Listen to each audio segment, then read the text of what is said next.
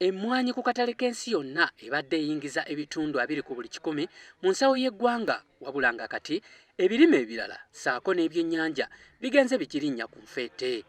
Kino nno kyeraliikirizza abalimi b'emmwanyi nga bagamba nti abavubuka beesuuliddeyo gwa naggamba era nga balekedde abakadde okuleeta emmwanyi ku katale, ekintu ekirabise nti ebirime ebirala bigenze birinnya ku mmwanyi. Okuva ku mmwanyi ne bw'ogamba nti eri mu nnimiro oba ku nasale oba mu kuzisunsula, kwegamba tugenda okutambulira ddala olujegere lw'emmwanyi okuva we lutandikira okutuuka lukola ki we lukoma.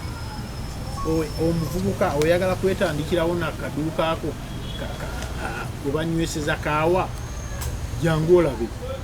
Ekintu ekiraliikirizza abalimi nti emmwanyi oba oliawo ebirime ebirala emyaka egijja binaaba bigirinnye ku nfeete. Muwonge David y'omu ku abo abalimisa era ng'agamba nti emmwanyi abavubuka bagirekedde abakadde ne beeyunira ebibuga, ekintu ekibazizza emabega. Bakadde baffe abasinga abadde bakola omulimu guno gw'emmwanyi bagenze bakaddiwa.